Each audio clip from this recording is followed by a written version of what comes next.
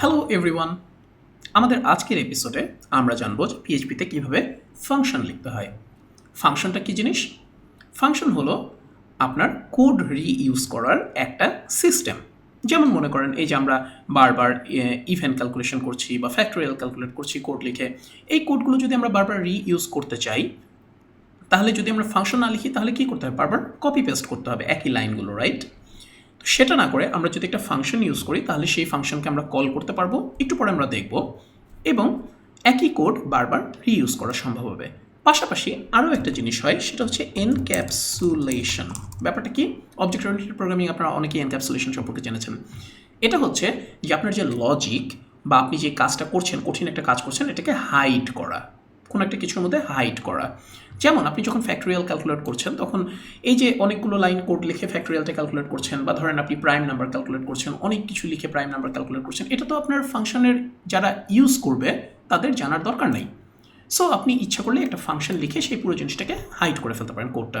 So পরবর্তীতে ইউজাররা শুধু আপনার ফাংশনটা কল করবে আর তারা তাদের রেজাল্ট পেয়ে যাবে। তাদের জানার দরকার নেই যে এটা কীভাবে হচ্ছে কাজটা আপনি একজন প্রোগ্রামার, আপনি ডেভেলপার, আপনি এটা লিখে ফাংশন হিসেবে সেভ করে দিলেন, যাদের ইউজ করা দরকার তারা শুধু ইউজ করবে।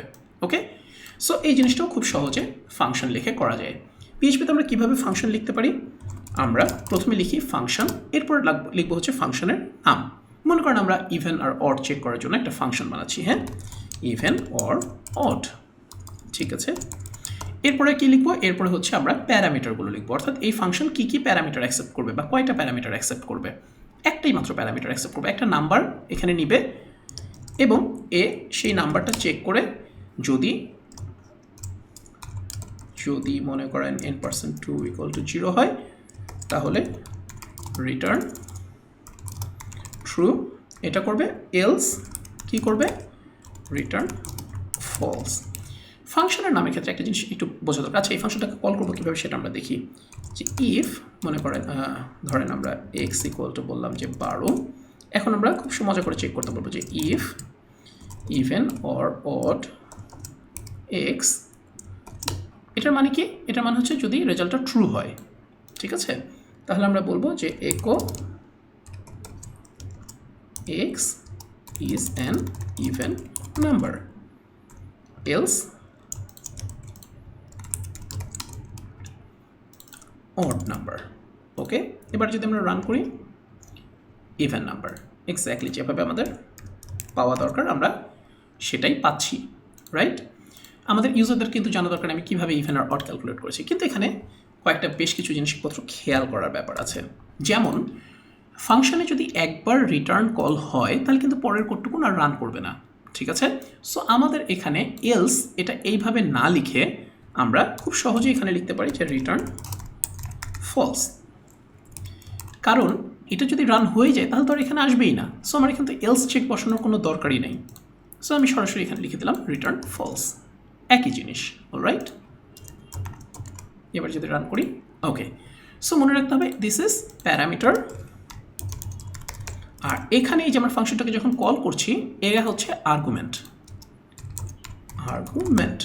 ঠিক আছে। একটা ফাংশনে এখানে কয়টা আর্গুমেন্ট আমি পাস করতে পারবো? একটাই আর্গুমেন্ট পাস করতে পারবো, কারণ ফাংশনের ডেফিনেশনে দিস ইজ আ ফাংশন ডেফিনেশনে বলা আছে যে শুধুমাত্র একটা প্যারামিটার, মানে একটা আর্গুমেন্ট আমি অ্যাকসেপ্ট করবো, যেখানে মাত্র একটা প্যারামিটার দেওয়া আছে ফাংশনের ডিক্লারেশনে, ঠিক আছে, ফাংশনের ডেফিনেশনে।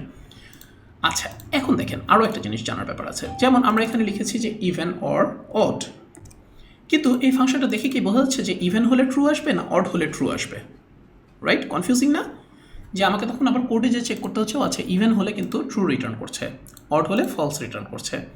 সো এটা বোঝানোর জন্য আপনি খুব সহজে ফাংশনটাকে মানে এমন একটা নাম দিতে পারেন যাতে ফাংশনের নামটা দেখেই মানুষ বুঝতে পারবে যে এখানে আসলে কী হচ্ছে। So even or odd this is a confusing name. এখানে আপনি দিলেন ইজ ইভেন, তাহলে আমরা সরাসরি ইজ ইভেন দিলেই বুঝেছি আচ্ছা ইজ ইভেন, তার মানে তো যদি ইভেন হয় তাহলে ট্রু রিটার্ন করবে। এটা একদম কমন সেন্স যে ইজ ইভেন, এটা কি ইভেন, আমাকে তখন অ্যান্সারটা কী আসবে যে হ্যাঁ এটা ইভেন, এটা কি ইভেন, হ্যাঁ, তার মানে ট্রু। সো যদি এটা ট্রু আসে তাহলে আমি অটোমেটিক্যালি বুঝতে পারবো, আমাকে তখন আর ফাংশনের ভিতরে যে চেক করা লাগছে না যে ইভেনের জন্য এটা ট্রু রিটার্ন করছে না ফলস রিটার্ন করছে। সো ইটস ভেরি ইম্পর্ট্যান্ট যে আপনি ফাংশনের নাম অবশ্যই মিনিংফুল রাখবেন যাতে আপনার ফাংশন দেখেই বোঝা যায়। এছাড়াও আপনি যখন ফাংশনগুলো লিখবেন তখন মনে করেন ফাংশনের উপরে আপনি কমেন্ট লিখে রাখতে পারছেন, ঠিক আছে, যে determines if the argument is even or odd, ঠিক আছে। আপনি এখানে এই কমেন্ট ব্লকটাতে এটা বলা হয় ডগ ব্লক, যাই হোক আর কি, কমেন্ট ব্লকে আপনি অনেক কিছু এখানে পাস করতে পারবেন, যে এটা আসলে কী ধরনের প্যারামিটার অ্যাকসেপ্ট করে, কী ধরনের আর্গুমেন্ট অ্যাকসেপ্ট করবে, তারপর হচ্ছে কী ধরনের রিটার্ন ভ্যালুটা কীরকম হবে, অনেক কিছু আপনি বলে দিতে পারবেন, ওকে। কিন্তু সেগুলো তো আমরা পরে জানবো, this is not the time, আমরা জানবো পরে। সো এই যে দেখেন আরেকটা জিনিস, এখানে আপনি ফাংশনগুলো লিখেছেন না, এগুলোকে আপনি খুব সহজেই আরেকটা ফাইলের মধ্যে রেখে দিতে পারবেন। মনে করেন আমার এখানে ডিরেক্টরিতে আরেকটা ফাইল আমি করেছি functions.php, ওকে। সো আমি এই কোডটুকু নিয়ে functions.phpর মধ্যে পেস্ট করে দিলাম, তাহলে আমার এখানে চলে গেল কোডটা।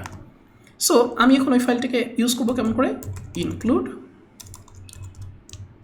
ওয়ান্স এভাবে দিয়ে, মানে একবার ইনক্লুড করো। কি ইনক্লুড করবা, functions.php। যদি আমার এখানে কোনো ফোল্ডারের মধ্যে থাকতো তাহলে আমি এখানে ফোল্ডারের নামটা দিই, ধরেন আমাদের যদি এখানে লাইব্রেরি নামে একটা ফোল্ডারের মধ্যে থাকতো, library/functions.php, ওকে।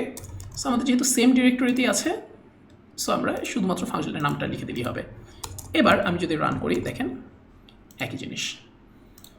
সো ইউজারকে তখন আপনি শুধুমাত্র আপনার এই ফাইলটা দিয়ে দিলে হয়, ইউজার লোড করে অটোমেটিক্যালি শুধু কল করবে, ইউজারের জানাও লাগবে না যে এখানে আসলে কী কাজ হচ্ছে, অলরাইট। সো এভাবে আপনি খুব সহজেই আপনার পুরো লজিক, বিজনেস লজিক বলেন বা যেই কাজটা করছেন এটাকে এনক্যাপসুলেট করতে পারবেন ফাংশনসগুলোর মধ্যে। নেক্সট এপিসোডে আমরা আরও কিছু জিনিসপত্র নিয়ে আলোচনা করবো এই ফাংশনেরই। Stay tuned, take care guys.